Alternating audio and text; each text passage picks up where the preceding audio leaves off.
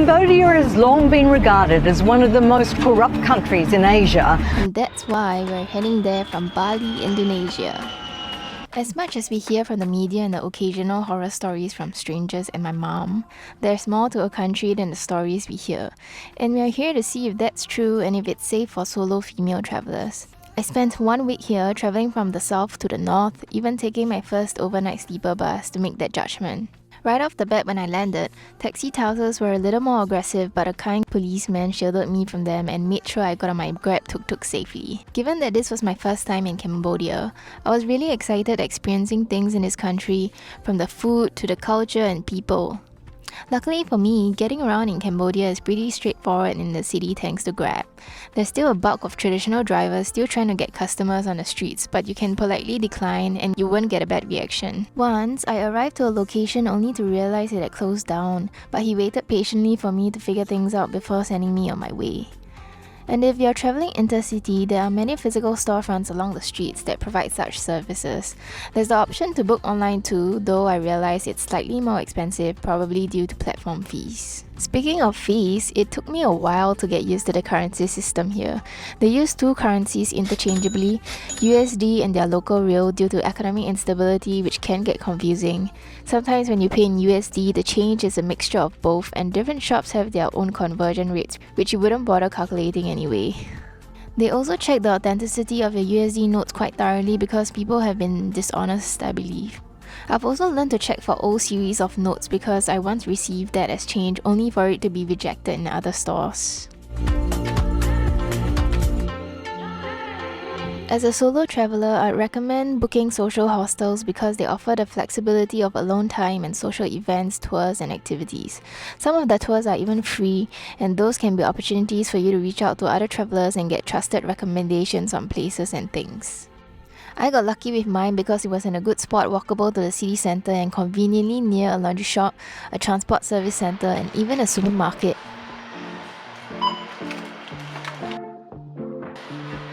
I'm sick of daydreaming, I just want the feeling of you in my bed.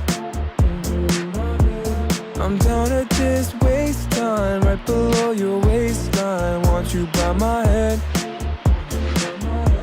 I'm done with all this FaceTime, need some alone time, baby. You're always running in my mind. I'm sick of daydreaming, I just want the feeling of you in my bed.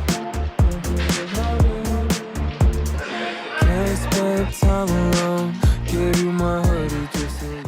The hostel was also well equipped and even came with a co-working space. Best part is that it's empty.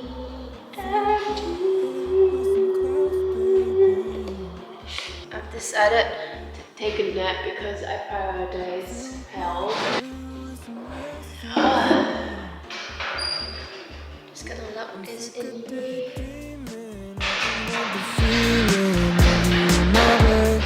Alrighty.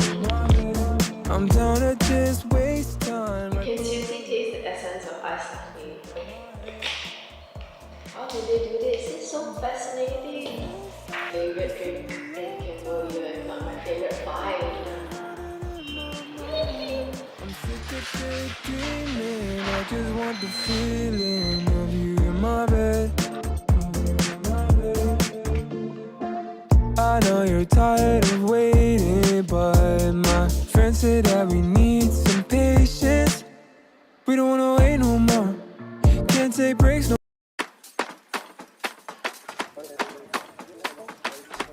I usually self-source my tours through online sites or negotiating day rates with a tuk-tuk driver for more freedom in the places I visit, and they all turned out to be as safe as the hostel options. But I also went to one organised by my hostel and it turned out great because I got to meet new friends.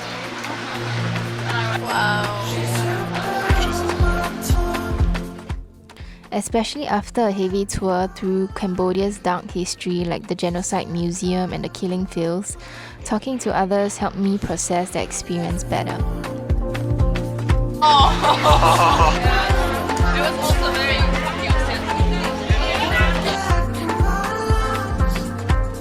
Even at night, it felt safe roaming the streets. I was up along their famous pub street known for its bustling nightlife, and even then I didn't witness any chaos like you would expect usually on a street like that. I was also expecting drugs being peddled in front of my eyes after hearing from my friend's experience, but I didn't see any of that. At some point, I thought I was in the wrong place because my friend's experience was completely different from mine. It made me think that they did some sort of a cleanup to induce healthy tourism since their economy is heavily reliant on it, but I can't confirm. I expected it to taste like the one in Thailand, but it's like entirely different. One of the tour guides even mentioned that the local people actually appreciate when tourists come to visit because it helps their economy grow. And because of that, they are happy to see tourists and actually try to make our experiences good so that we come back. If that is true, which seems to be, it will be especially safe for tourists right now. By the way, this is how a Cambodian mall looks like. I went in because I was curious and was happy to see that they had Dairy Queen to combat the heat. Did I already mention that it gets insanely hot in Cambodia for some reason?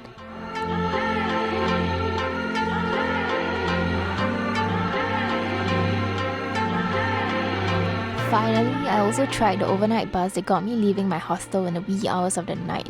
It was a small little shop with a few loose chairs laying around. The process felt disorganized, but I've learned to always trust the locals to deliver because they know what they're doing. The bus was 90% locals, but I felt comfortable enough to sleep through the whole ride until I had to pee urgently.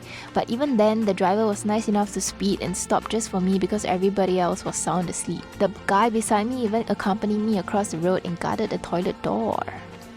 And I guess that's the end of it. I'll leave you to decide if it's safe. At the end of the day, you tend to seek out what you believe. There's always gonna be bad stuff happening around the world, but focusing on that will bring your attention to it. #law of attraction. But of course, we have to do our due diligence and stay alert to protect yourself from harm. I'm down to just waste time right below your waist.